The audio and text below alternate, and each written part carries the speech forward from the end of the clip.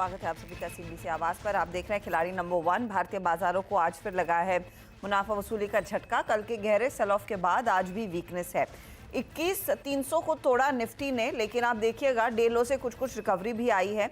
173 point की थोड़ी सी strength देखने को मिल रही है, लेकिन अब भी प्रेशर है और 100 पॉइंट नीचे आपको इंडेक्स कारोबार करता दिखाई देगा। निफ्टी बैंक की तस्वीर देखिए, प्री ओपन में तो बड़ा शेकआउट हुआ था, अब 150 पॉइंट का ही नुकसान देखने को मिला है। निफ्टी बैंक भी डे लो से करीब 500 पॉइंट की रिकवरी दिखाने में कामयाब। 45,913 के लेवल्स इधर। मिड कैप इंडेक्स की स्थिति कमजोर है, 374 अंकों का नुकसान, लेकिन डे लो पर कुछ खरीदारी आई है और 917 अंकों की रिकवरी देखने को मिली है। ये है फिलहाल अब तक की सिचुएशन। अब क्लियरली हम कोशिश करेंगे जो लॉसेस हुए हैं उसकी भरपाई करने की, लेकिन देखते हैं कितना समय लगेगा, क्योंकि एडवांस डिक्लाइन रेशो अब भी बेहद नेगेटिव है। 1:2 का रेशो इस समय स्क्रीन पर। अच्छा, इस बीच शक्ति पंप की तरफ से अपडेट आ रहा है कि 2000 करोड़ रुपए बोर्ड से पूंजी जुटाने के लिए मंजूरी मिल चुकी है, तो वो स्टॉक भी आगे फोकस में रहेगा। चलिए, हमारे जानकारों के रिटर्न्स कल और आज में कितने बदले हैं वो आपके सामने रखते हैं। ध्यान रखिए, कुछ मुनाफा वसूली के आइडियाज़ भी, मंदी के आइडियाज़ आए थे तो उसका फ़ायदा मिला है।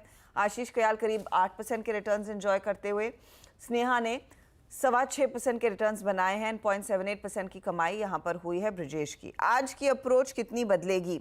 स्नेहा, इनफैक्ट आप सोमवार से ही कुछ मंदी वाले आइडियाज़ पर फोकस कर रही थी और कल एक बड़ा शेकआउट हुआ है, all thanks to HDFC bank, और आज भी वो सिलसिला बिकवाली का जारी है। तो पहले निफ्टी पर अब सिचुएशन कैसी पढ़ी जाए? क्या लेवल्स इंपॉर्टेंट है आज के ट्रेड के लिए? Very good morning Harshita. अगर आप देखें तो यस, मार्केट में फॉल दिखा है और मेरा मानना है आज के दिन थोड़ा बाउंस बैक जरूर आया, बट इसमें आई वुड से करके कि अगर कोई स्टकअप है तो वो एग्जिट करें। मेरा मानना है कि 21,500-600 के आसपास अभी भी एक हर्डल है। तो अगर ये बाउंस बैक आ रहा है तो इसमें थोड़ी सी अगर किसी के लॉन्ग साइड पे वो स्टकअप हो गए तो उन्हें निकलना चाहिए। मुझे लग रहा है करके कि यहाँ से थोड़ा और करेक्शन फिर से आ सकता है, एक और राउंड आ सकता है। तो मेरा बायस है अगेन नेगेटिव है।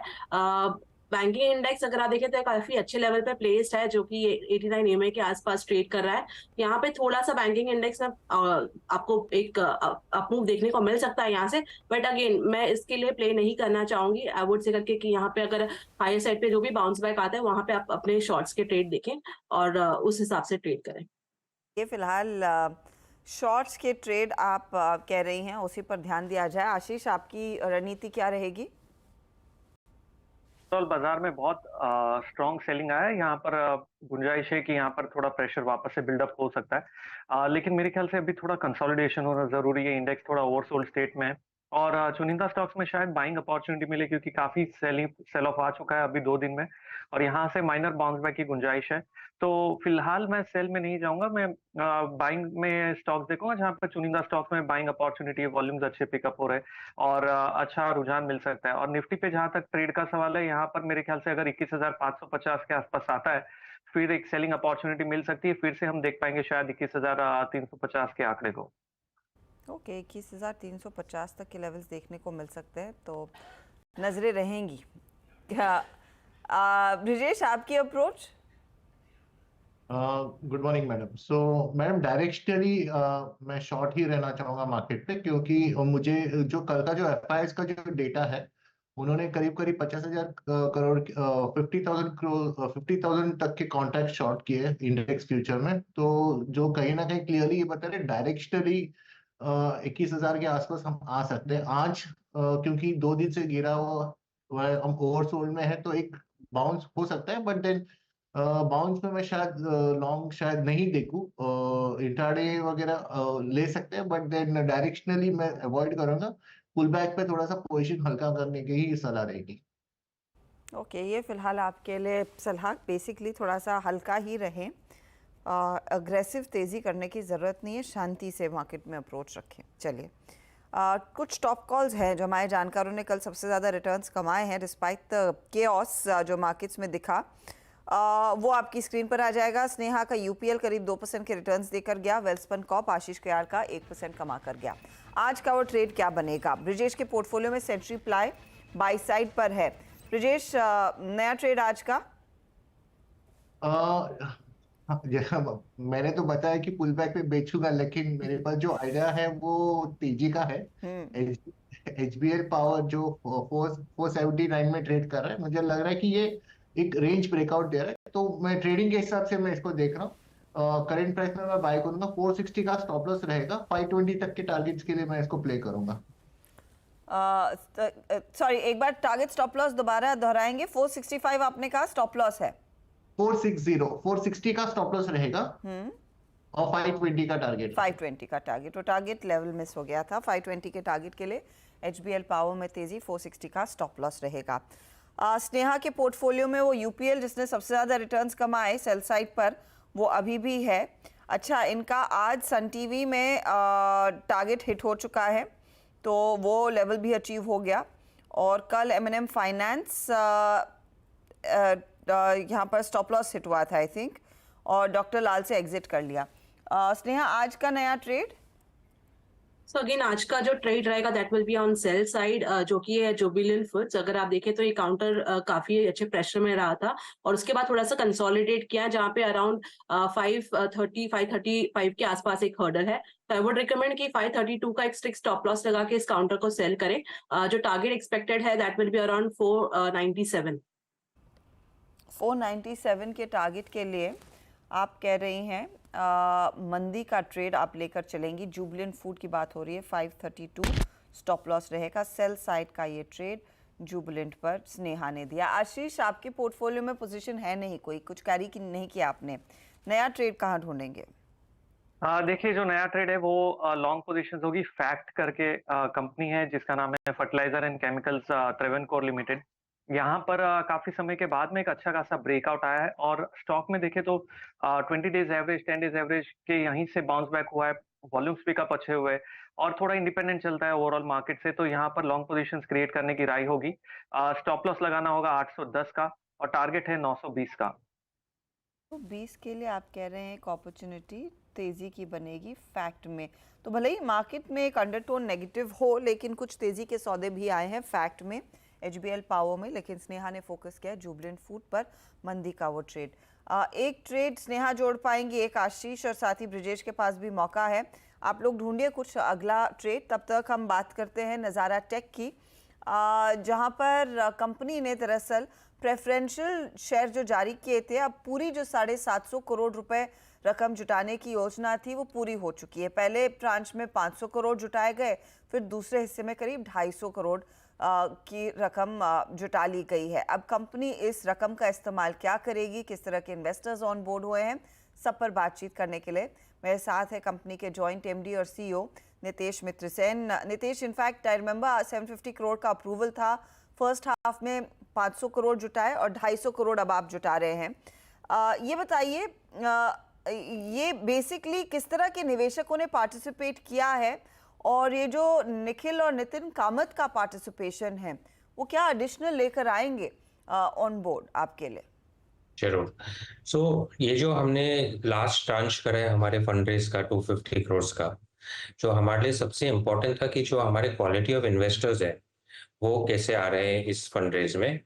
और सबसे खुशी की बात है कि जो हमारे एग्जिस्टिंग इन्वेस्टर्स हैं और हमारे जो एग्जिस्टिंग मार्की इन्वेस्टर्स है, Nikhil Kamath, ICICI prudential mutual fund, लूटिस वेल्थ, जो हमारी कंपनी में काफी टाइम से इन्वेस्ट करके रहे हैं, उन्होंने पार्टिसिपेट करा है। उससे मुझे काफी खुशी आई है कि हमारे एग्जिस्टिंग इन्वेस्टर्स हमारे में काफी कॉन्फिडेंट है, हमारे स्ट्रैटेजी को बैक कर रहे हैं। खाली कैपिटल के अलावा ये जो क्वालिटी ऑफ इन्वेस्टर्स आए हैं उससे मुझे काफी खुशी है। इन टर्म्स ऑफ जो निखिल कामत हमारे साथ काफी जुड़े हुए हैं, उनकी एडवाइस हमारे लिए इम्पोर्टेंट है, बिकॉज काफी सक्सेसफुल टेक एंटरप्रेन्योर है, यंग है, तो उन्हें गेमिंग अच्छी तरीके से समझ में आती है। जो यंग जनरेशन की नीड्स है, जो मैक्रो ट्रेंड्स है, ई स्पोर्ट्स अलावा, ये सब उनको अच्छे से समझ में आता है। तो हमें लगता है कि हमें उनसे काफी अच्छी एडवाइस मिलेगी और कैपिटल के बियॉन्ड इससे हमारा काफी फायदा होगा।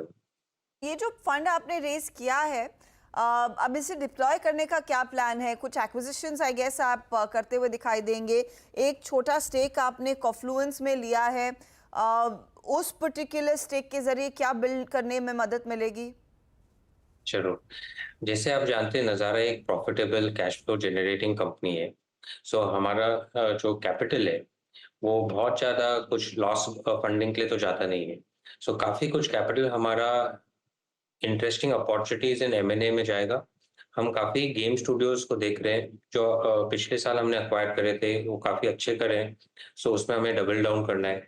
सो गेम स्टूडियोज, ई स्पोर्ट्स और थोड़ा एडटेक में भी हम इन्वेस्ट करेंगे।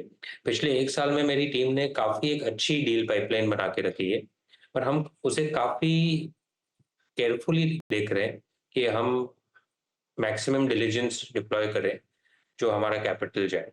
सो मुझे लगता है कि Q1 ऑफ FY25 जो अप्रैल टू जून क्वार्टर है, उसमें हम शायद 1 या 2 डील अनाउंस करें और उसी टुवर्ड्स हम लोग काम कर रहे हैं।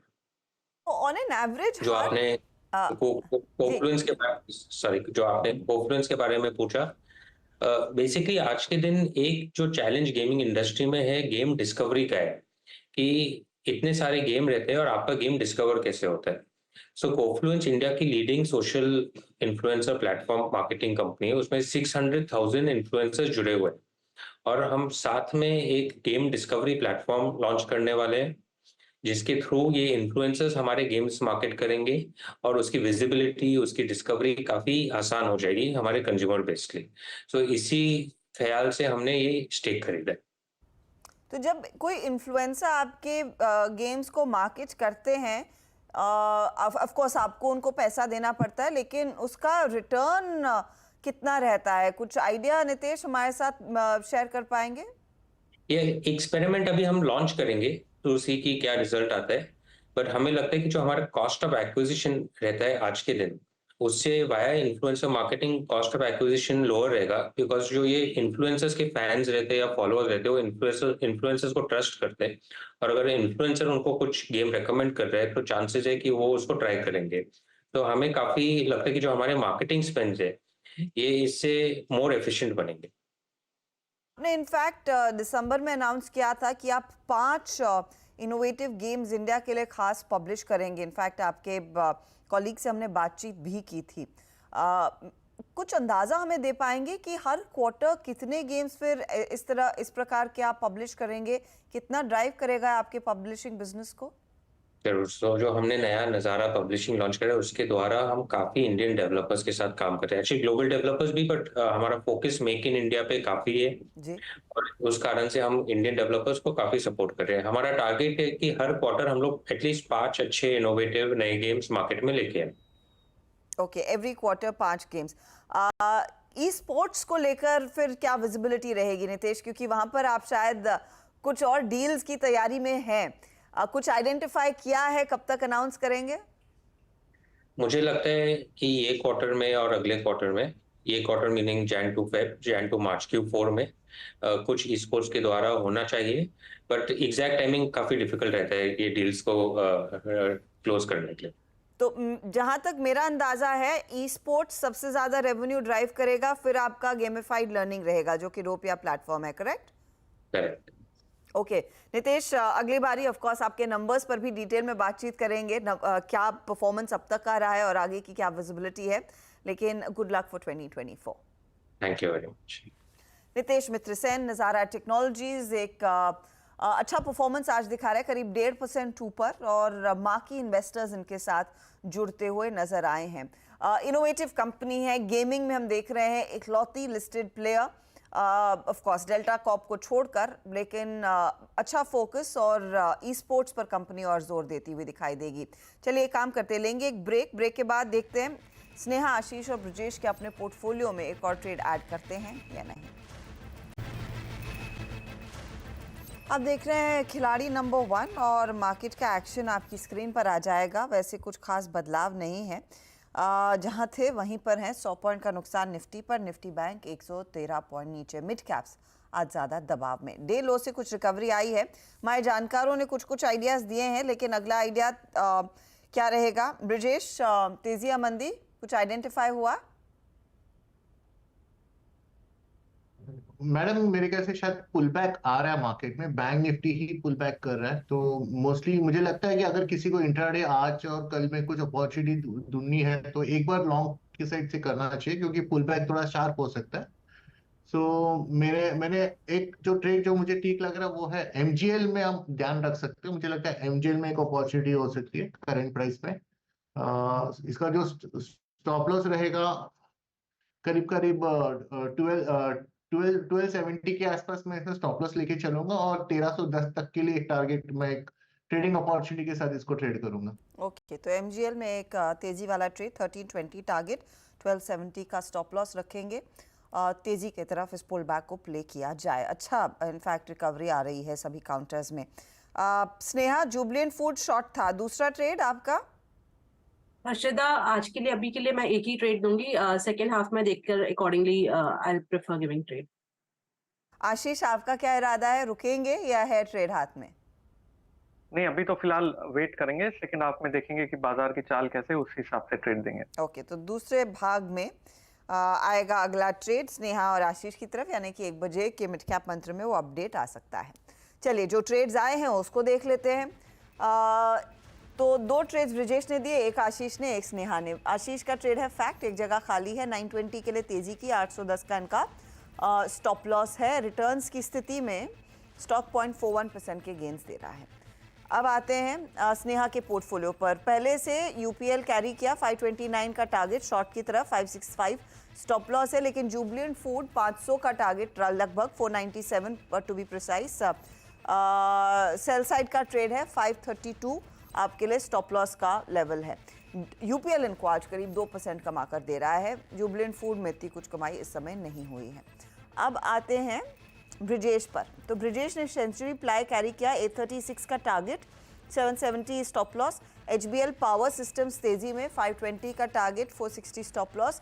एमजीएल 1310 के लिए बाय साइड का ट्रेड, 1270 इनका स्टॉप लॉस है। रिटर्न्स देखिए, सेंचुरी प्लाई 1% जोड़ रहा है, एमजीएल 0.15% जोड़ता हुआ, एचबीएल पावर थोड़ा सा दबाव में है। अब लेकर आते हैं ओवरऑल सिचुएशन, तो है मुनाफे का मीटर अभी भी आई थिंक स्नेहा के पक्ष में। 8.61% के रिटर्न्स पर ये आ चुकी है आगे, और 8.35% के रिटर्न्स आशीष के, तो कांटे की टक्कर यहाँ पर चलेगी अब। और ब्रिजेश 1.38% के रिटर्न्स पर हैं। तो कुल मिलाकर 17-18% के रिटर्न्स हमारे जानकार आपको कमा कर दे रहे हैं, अगर आप इन्हें फॉलो कर रहे हैं। अगले ट्रेड्स आएंगे, उसकी अपडेट्स ऑफ कोर्स 1 बजे में हम आपके लिए लेकर आएंगे मिड कैप मंत्र के दौरान, और साथ ही हमारे सोशल मीडिया हैंडल्स को भी आप फॉलो करें, क्योंकि वहाँ पर भी वो सभी अपडेट्स हम करते हैं शेयर। ऑल द बेस्ट आप तीनों को आज के ट्रेड के लिए। लेंगे चलिए एक ब्रेक। जब लौटेंगे कमोडिटी मार्केट का एक्शन आपकी स्क्रीन पर रखेंगे। 2 स्टॉक्स आपकी स्क्रीन पर लेकर आते हैं। एक तो एलटीआई माइंट्री जो 10% अभी भी नीचे है, 5636 के लेवल्स पर ट्रेड करता हुआ, और दूसरा आईसीआईसीआई प्रू। सुबह में ही हमने आपको कहा था बड़े झटके यहीं पर लगेंगे, और सबसे ज़्यादा नुकसान इन्हीं स्टॉक्स में दिख रहा है अब भी। लेंगे एक ब्रेक, फटाफट लौटते हैं।